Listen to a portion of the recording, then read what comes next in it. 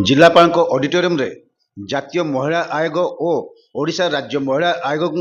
जनशुणाणी जगदेले राज्य महिला कमिशन। जिलापाल ऑडिटोरियम हॉल रे जातीय महिला आयोग और ओडिशा राज्य महिला आयोग मिलित आनुकूल्य रे एक जनशुणाणी कार्यक्रम अनुष्ठित हो जाइछि। एही जनशुणाणी कार्यक्रम को राज्य महिला आयोग अध्यक्षा शोभना महांती उद्घाटन करथिले। सम्मानित अतिथि भाव जिलापाल सूर्यवंशी मयूर विकास, एसपी प्रत्युष दिवाकर, राज्य महिला आयोग सदस्या मुक्ता साहू, प्रतिभा शतपथी, अतिरिक्त जिलापाल सुधाकर नायक, जिला समाज मंगल अधिकारिणी जस्ना महांती समेत 2 जन काउंसिलर प्रमुख जोग देइथिले। डीएसपी एसपी एवं हमर जो स्टाफ मान को कोई प्रथम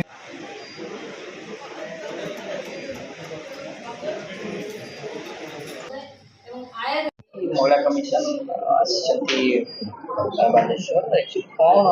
डिस्कसन केते केस अछि महिला मान को न्याय देबा पई कि देखो जातीय आयोग और राज्य आयोग मिलित सहायता जो जनशुणाणी कार्यक्रम 6 तारीख पाखु भुवनेश्वर रे आरंभ हो सारी पुणी संबलपुर 10 तारीख है आज बालेश्वर जो बर्तमान आम पाखे रेजिस्ट्रेशन होती 39 केस हम पाखे अच्छी ता भितर यौतुक प्रथा कथा अच्छी, सेक्सुअल हेरासमेंट कथा अच्छी एवं जमीबाड़ी संपर्कित महिला मानकर अच्छी एवं ता सहित जो माने आपणकर देखिए वैवाहिक संपर्क केमती विच्छेद होची से कथा केस रेजिस्ट्रेशन होती जो कथा केस गुड़ी आम पाखे पंजीकृत होती जी कि भुवनेश्वर आयोग पाखक जावाई बहुत समय लगुच साक्षात लगे जेहेतु जनशुणाणी मध्यम आम प्रत्येक जिला को आम जाऊँ जनशुणाणी मध्यम आम आपस बुझाबणारे केमती केस टी को मिलित 2 जनकर परस्पर बुझाबणारे 2 जनकर संपर्क को जोड़ापी एवं महिलार मर्यादा सुरक्षा सम्मान न्याय केमती से तत्पर सहित आम केमती प्रदान करिपरिबा एवं जो आपण माने जानथि बर्तमान रेप बलात्कार एक कथा जो केस गुड़िक घटना गुड़े घटुची बर्तमान एसपी को आम मागिचु चार्जसीट शीघ्र तुरंत दिंतु केते बाटा गला से केस गुड़ा जोटा जाइकी पेंडिंग ही पड़ी सब महिला आयोग को पचरा जाउची केस केते अच्छी केते पेंडिंग अच्छी जेहेतु आम से डाकिचु से कौ स्टेज रे से केस गुड़ा अच्छी चार्जसीट है कि नहीं एवं से कोर्ट को पड़े जाइए कि जुडिशियल को पड़े जाइए जदि पड़े जाइए कहीं महिला आयोग से गुड़ा पड़ी रे तुरंत से केमती से कोर्ट माध्यम न्याय पाइपर एवं बर्तमान गोटे आउ गोटे बड़ कथा है कि महिला आयोग मोबाइल आप माध्यम रेजिस्ट्रेशन करेंगे घरे समस्ते बसिकी जे कि महिला आयोग से जापर केस से कौन तार स्टाटस अच्छी कौन माध्यम से कही पारुचंती जापर आम से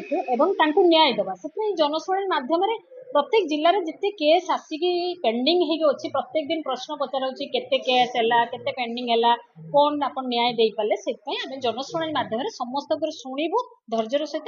न्याय प्रदान करने आम तत्पर सहित आम समस्त डाकचु ये प्रोटेक्शन ऑफिसर एसपी आईएससी थाना एवं ता सहित डालसर आम बिना शुल्क केस करने कहूँ सरकारी वकिल दि जाऊँगी एवं ता सहित जो मैंने असहाय महिला से शक्ति सदन गृह वन स्टॉप सेंटर को जीवे एवं सेठी मध्य सरकार जो योजना गुड़िक अच्छी से भी अंतर्भुक्त हे